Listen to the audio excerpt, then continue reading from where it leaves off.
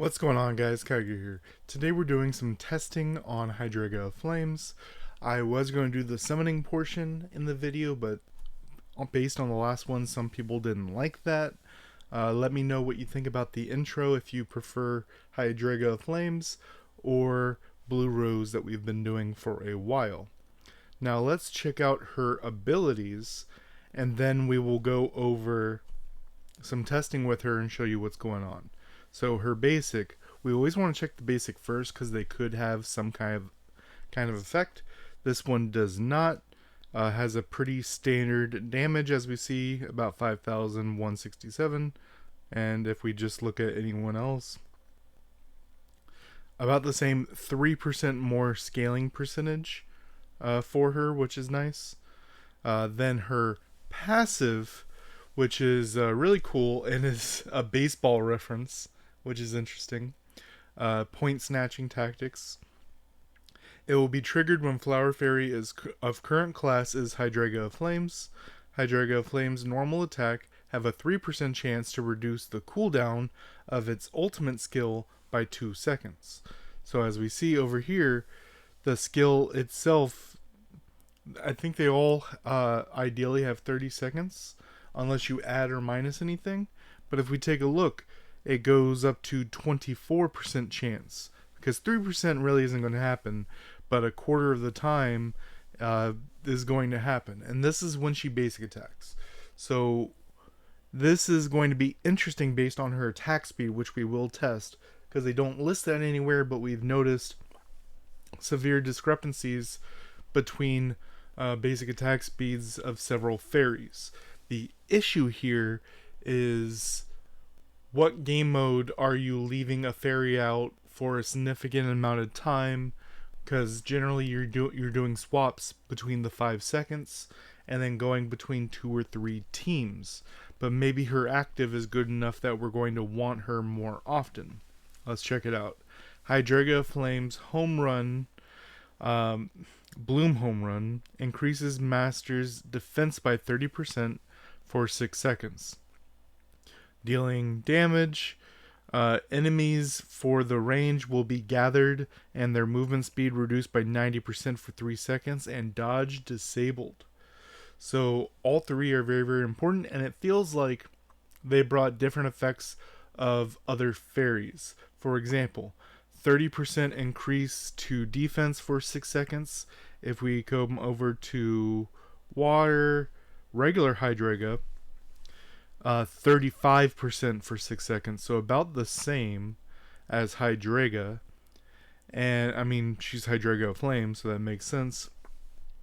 Then we have gathering and reducing their movement speed.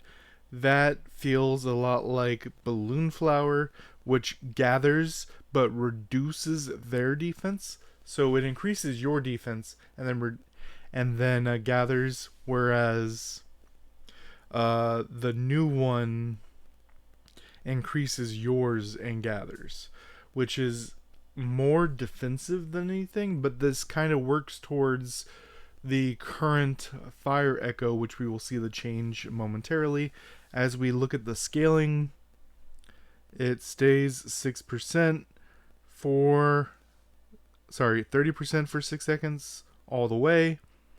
Right here at level 5, the slow and inability to dodge is increased by 50%. So the 3 seconds becomes 4.5 seconds that they are slowed and can't dodge. That is pretty long. That's enough to do a full swap of a weapon. And down here at level 8, increases damage with an additional 40% increase to damage, while 20% of the damage dealt is converted into HP. And this feels like Blue Rose with how her skill operates with her passive. Yeah, which increases damage. Oh boy. So it really feels like she's 3 fairies all rolled into one. Pretty interesting. 2 waters, 1 wind. But, I mean, we got her. Some people have made comments that this is just the SP of Hydrea, which it is the same artwork, just added all the trimmings and bat and stuff.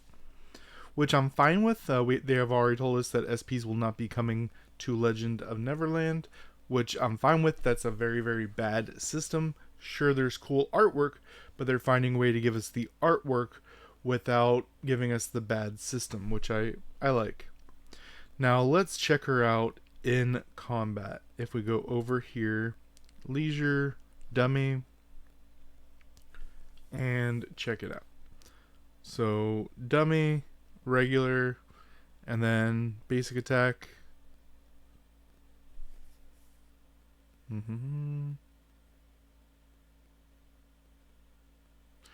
She looks a little bit slow on her basic. Now let's look at the actual skill itself. That is pretty cool. And it did 2 million damage. Oh man. That's pretty good. And it's only a 10-star. That's funny. Now the biggest thing we have to test is right here. Mine's only at 3%. But from the testing I have seen from people who do have her at Rainbow 3, I know it sounds ridiculous, but some people do. Okay, let's do the testing. Continue the basic attack to make sure it doesn't stop. Alright, basic attack. Okay. So from people who have her at 24% proc chance, are saying that, well, as you saw right there. Alright, let's try her one more time.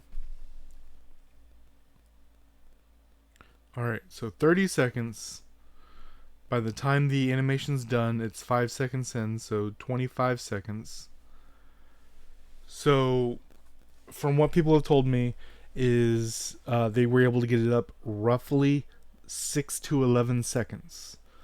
6 on the low end if you're proccing all the time, 11 on the slow end if you're getting it the 24% of the time. So you're getting these abilities a lot faster than everybody else. 3 times faster, really. 11 seconds versus 30 seconds. So what I'm thinking is this is probably going to be one of the only fairies that I am going to suggest. Not plunder. Which one is it? I don't think it's plunder. Is it?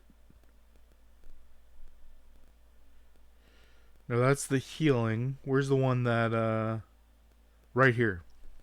So Sprout of Flower seems like an interesting choice for her because it's going to massively increase her damage, and the increase to her cooldown is still going to keep her less than everyone else. And then how her basic attack works, it allows you to just keep going. So let's see what it is at max. You know, just equip whatever.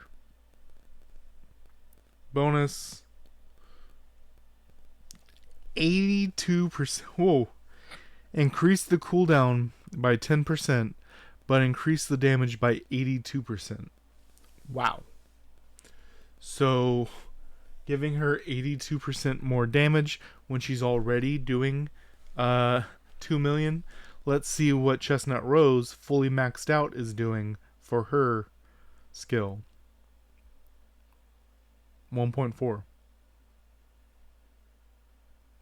Yeah, 1.5.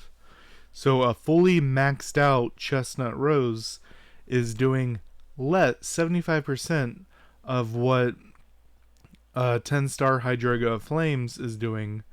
Let's see what a maxed out Anathria is doing.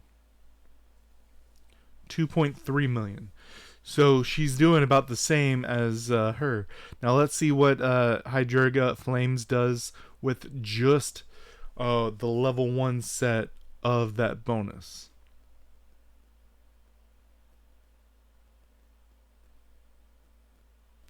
1.8 followed by 2.5. Total 2.5. So just pure damage. She's doing more than pretty much everyone else on the bench. Now let's just try Winter Cherry. She's at Rainbow 1. Well, actually, I think mine is maxed. I'll double check in a second.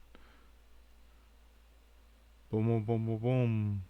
No, that's... Yeah, that's 3 million. That's because she gives them fire weakness for the 1 million and then does the 2 million. But I believe my Winter Cherry... yeah, Rainbow 1. So going up against a Rainbow 3 Chestnut Rose, a Rainbow 3 Anathria, she is destroying. And Winter Cherry, who, as we see, has, I don't have her on her full set or anything, but she does have rigidity. That's not mattering. She has a few basic stats right here. So she doesn't have anything crazy besides HP right there. And then all the Hydrea Flames has is the one set bonus of Sprout of Flower. And then she's doing almost as much as Winter Cherry. So in the damage department, Hydrea Flames brings that damage. I'll have to test her out because she's feeling like a Laurel, who is massive damage, but she also is able to reduce the cooldown by a lot. So we're going to have to do a comparison with them pretty soon. Let me know if you want to see that down below. But as far as what I think about her herself, she does massive damage. And if you have a particular reason to stay on one class for a long time, especially something like Berserker would really like this, giving you the defense bonus and a reason to stay in that state for a long time, because if you swap out of Berserker, you lose your rage. She feels custom made for something like Berserker, and for everyone else, a huge nuker. Now, last but not least, let's talk about the Echo itself. So as we see right here, up at the top, we get 10% more damage to things weak to fire. This is more important to fire than any other element because we have Chestnut Rose and Winter Cherry give anything fire weakness and increase that weakness.